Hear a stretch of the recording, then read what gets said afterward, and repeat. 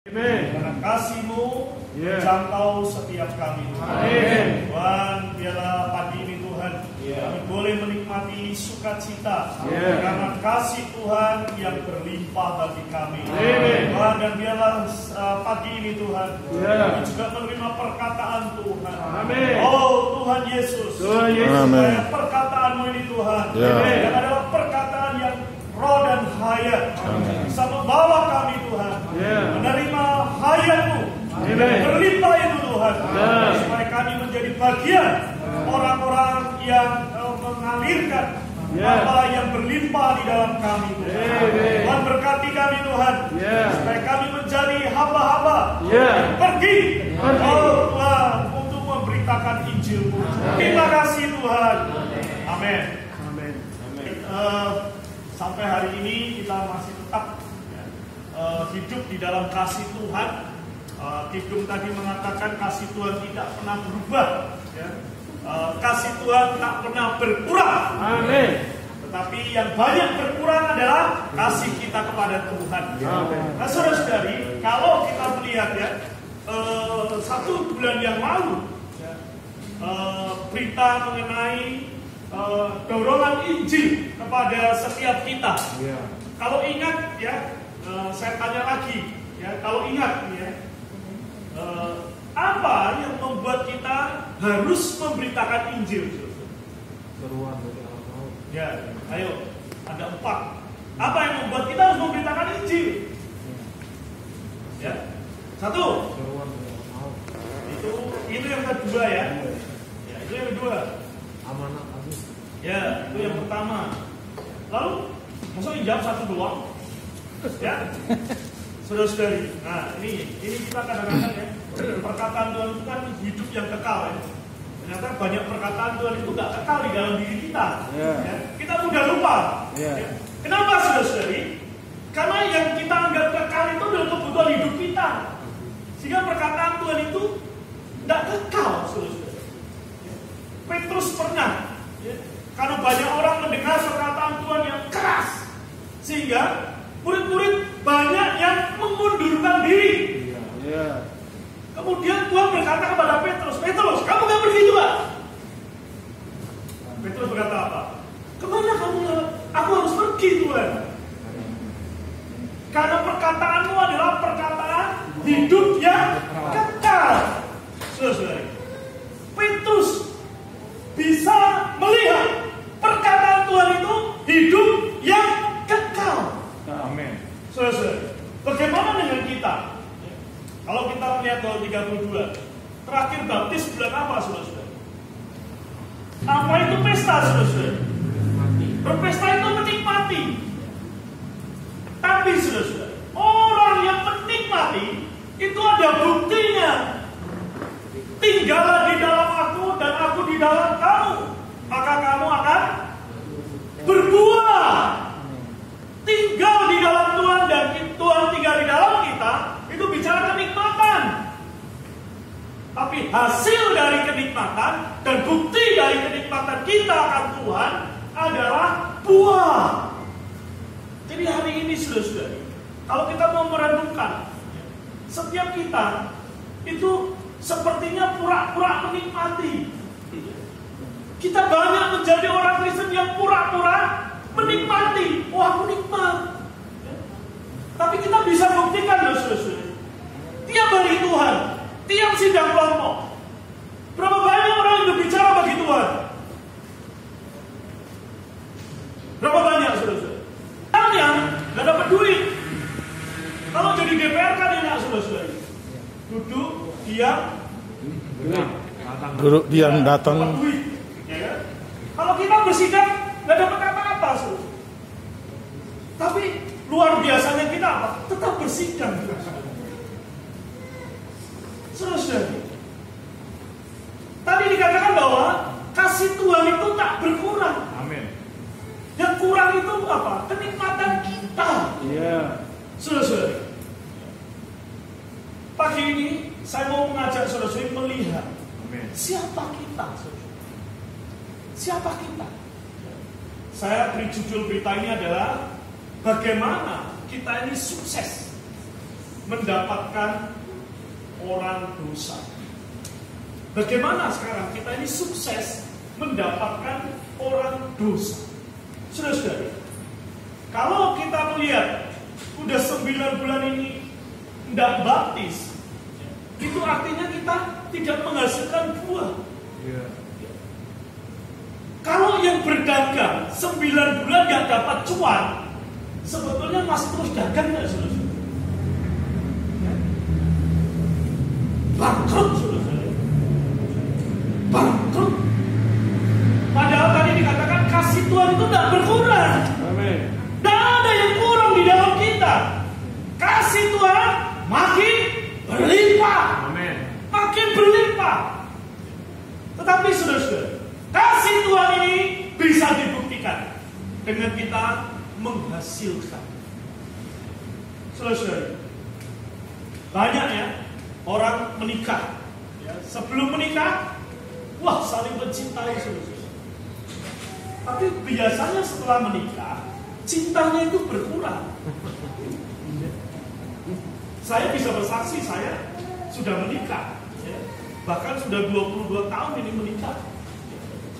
Saya bisa ngomong dengan jujur, cinta kita kadang-kadang sangat berkurang, ya. Sangat berkurang. Ngomong yang aku cinta padamu aja kayaknya, nanti dia ngomong gombalan. Susah, saudara. Tapi waktu sebelum menikah, ngomong aku cinta padamu itu nggak habis-habis. Tetapi saudara-saudari, bagi kita, orang yang telah mengikatkan diri menjadi satu roh dengan Tuhan, kita telah menjadi satu dengan Tuhan. Artinya apa, saudara-saudari? Apa adanya Tuhan itu menjadi bagian kita. Amin. Dan kita juga menjadi bagian dari Tuhan. Sehingga saudara-saudara, kita itu tidak kekurangan apa-apa. Amin. Daud berkata, Tuhan adalah gembalaku, takkan kekurangan aku. Amin. Kalau Tuhan gembalaku, Amin. maka segalanya cukup. Amin. Aku tidak perlu apa-apa lagi.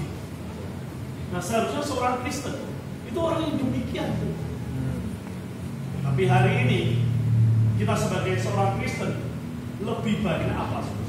Sibuk mencari apa yang sudah Tuhan berikan kepada kita. Sehingga karena kesibukan kita, sibuk, ya, sibuk itu apa sih, saudara-saudari?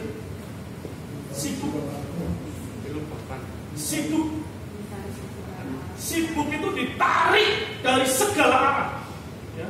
Dari barat ditarik, dari selatan ditarik, dari utara ditarik, dari timur ditarik, dari barat daya, barat laut, ya. Selatan, utara, semua narik kita semua.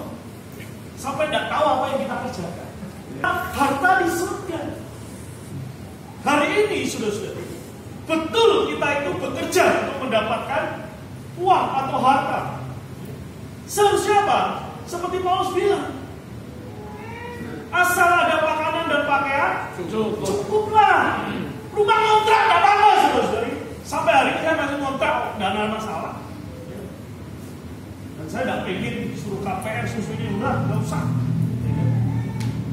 Anakku nanti nggak perlu saya pikirin warisannya, karena anakku juga punya kesusahannya sendiri. Dia punya kesusahannya sendiri, saya juga punya kesusahannya sendiri, bapakku dulu juga punya kesusahannya sendiri. Kalau kamu sudah menikah, bukan lagi tanggung jawab ayah.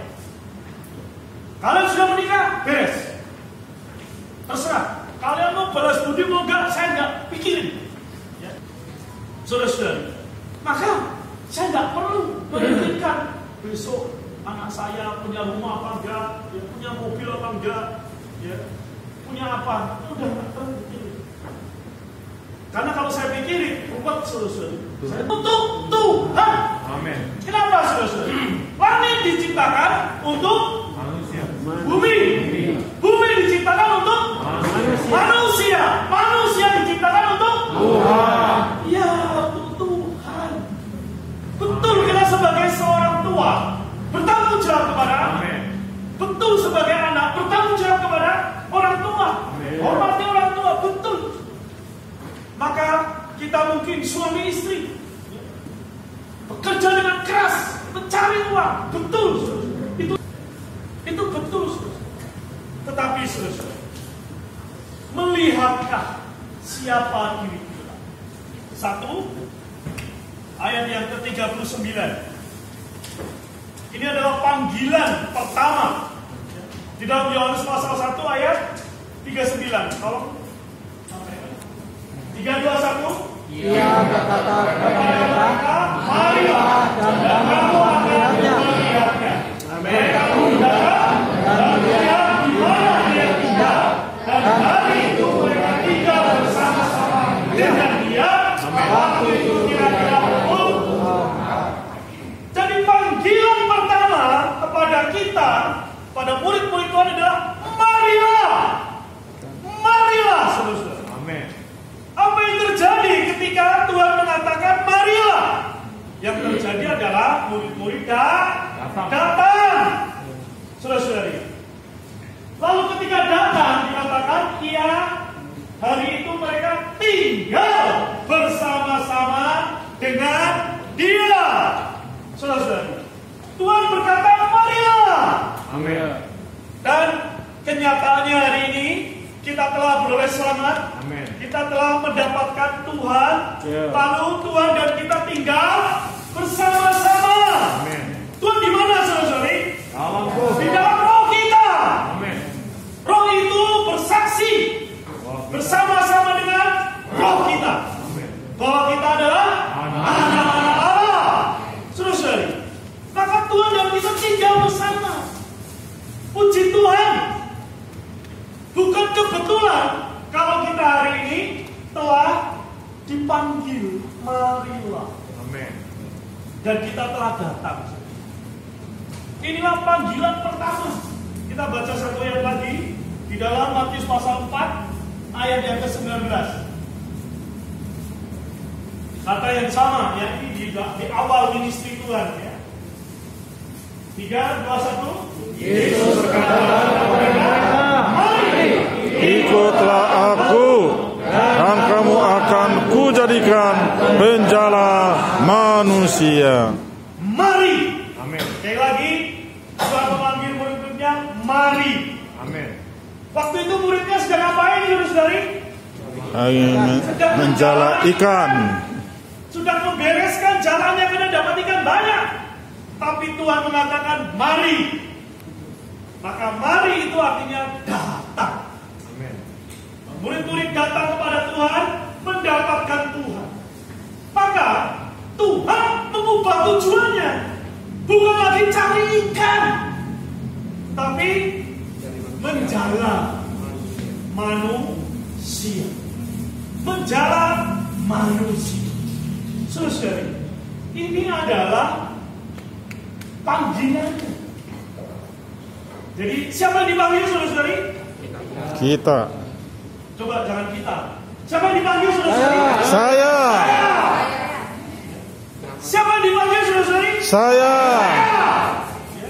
Kalau kita nanti gini, ya udah kita. Kita sudah ada si dia, nggak apa-apa sih. Aku kan bagian dari kita. Tapi yang dipanggil siapa, saudara-saudari? Saya. Waktu itu murid-murid di Galilea itu dipanggil semua oleh Tuhan, ya. Dan pada akhirnya orang-orang itu semua martir kecuali Yohanes. Semua martir, saudara. Martir itu artinya apa? Kehilangan nyawanya. Martir, kehilangan hayat jiwa. Lalu mengikut Tuhan. Amin. Bahkan Yohanes itu tidak martir, ya. Tapi kalau di dalam catatan sejarah, ya, Yohanes itu digoreng, saudara-saudari, ya, digoreng. Kalau mau digoreng itu rasanya kayak apa? Beli lele hidup-hidup, ya, lalu dikasih minyak yang panas itu goreng, ya. Apa yang terjadi? Tapi Yohanes ini digoreng dan dia tidak mati. maka dilepaskan lalu dibuang ke Pulau Patmos. Karena Tuhan pernah bilang bahwa di antara tidak ada orang mati sebelum dia melihat kerajaan Allah. Amen. Maka satu orang itu namanya Yohanes. Jadi sekalipun digoreng tidak mati. Sekalipun dibuang ke Pulau Patmos, di sana tidak ada apa-apa, saudara-saudara. Tetap dia hidup. Kenapa, saudara-saudara? Karena dia hidup oleh Tuhan. Kenapa? Karena Tuhan telah memanggil. Amen. Dan dia datang. Datang, maka ketika orang datang kepada Tuhan, itu artinya kita hidup bersama-sama dengan Tuhan. Menikmati dia, mengalami dia. Kasihnya yang tak berkurang, kasihnya yang tak berubah. Saudara, bukan. Kita ini sering datang sidang, sering juga menikmati dia. Ya. Saya tidak ngerti banyak saudara-saudari ya, sering datang sidang, tapi kok pulang sama aja. Datang, pulang sama aja. Nyanyinya sih, kasihnya tak berkurang, kasihnya tak ubah.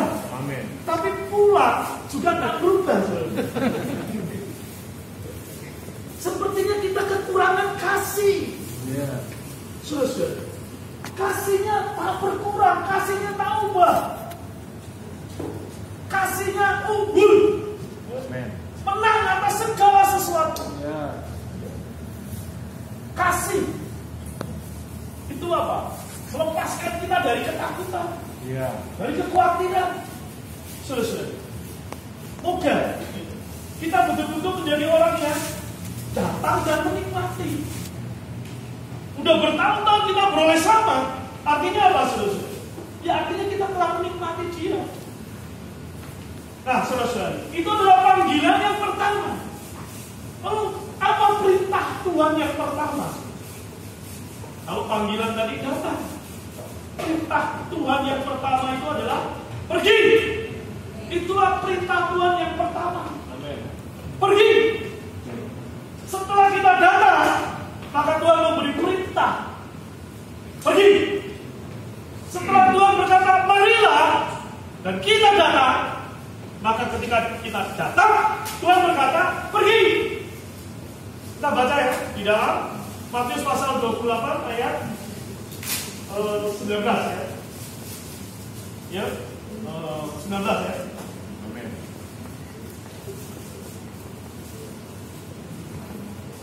Karena itu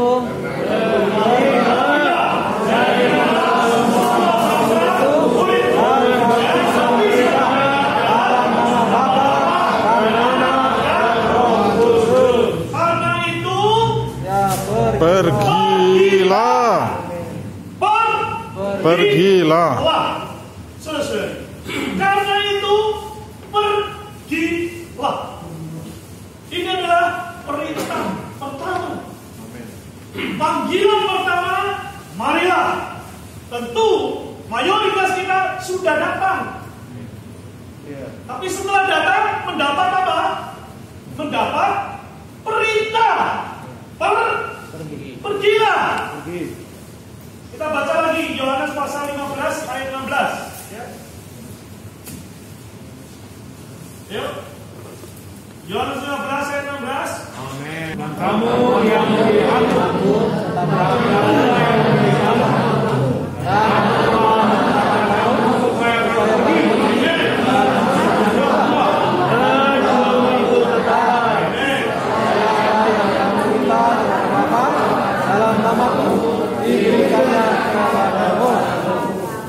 supaya kamu pergi. Tuhan telah memilih kita sebelum dunia dijadikan. Lalu Tuhan tadi memanggil kita, menetapkan kita. Ya. Menetapkan kita, dikatakan apa? Dan aku telah menetapkan kamu. Menetapkan itu memanggil, ya, dan mengatur. Dalam bahasa ininya menetapkan artinya mengatur, diatur. Kita ini diatur supaya apa? Supaya pergi. Supaya pergi. Inilah perintah Tuhan. supaya pergi. Kata supaya itu menunjukkan satu tujuan. Satu tujuan. Supaya kamu pergi. Kata menetapkan itu bicara perintah. Supaya kita punya tujuan. Hari ini saudara-saudara, Tuhan telah memilih kita. Bukan kita yang memilih Tuhan. Semua kita itu sebetulnya tidak pengen jadi orang Kristen. Betul-betul nggak pengen. Saya sering cerita ya, saya diinjilin orang itu 2 tahun meninggal. Artinya apa sebetulnya? Orang itu memang disediakan untuk saya. Amin. 2 tahun loh injil. Saudara-saudari mungkin injil sebulan udah bosan lihat orangnya ya. Apalagi ditipin rokok mukanya ya saudara-saudari. Kan saya kurang ajar saudara. Tapi kekurang ajaran saya ini tidak membuat dia surut. Amin. Maka itulah yang membuat saya hari ini memiliki teladan. Teladan orang yang memberitakan Injil kepada saya. Jadi saudara-saudari mau sakitin apapun saya, mau usir saya tetap bisa mendoakan, mencari jalan untuk bisa mendapatkan. Kenapa? Karena saya punya pengalaman ini. Bagaimana saya diselamatkan oleh Tuhan dengan ada orang yang bekerja sama dengan Tuhan. Pada orang ini juga tingkat namanya Raden Edi Suswanto. Ini ada gelarnya Raden. Dia datang, orang tua loh. Dan kebetulan satu daerah, dia orang Semarang. Ya puji Tuhan. Saya kabur dari Semarang pun dikejar sama Tuhan, orang Semarang datang. Sudah dikejar, pernah. Gak bisa lari, sudah. Tuhan dapatkan. Nah, sudah. Ketika pergi itu untuk apa? Menghasilkan Tuhan. Sudah. Kalau Tuhan memerintah pergi, jadi status kita apa, sudah? Status kita apa, sudah? Status kita adalah hamba. Itu status kita, saudara. Hamba. Tuhan Yesus yang menetapkan kita pergi. Siapa dia? Tuhan kita. Amin. Saudara, kalau ada orang yang bekerja, itu pasti bekerja bosnya itu tuannya.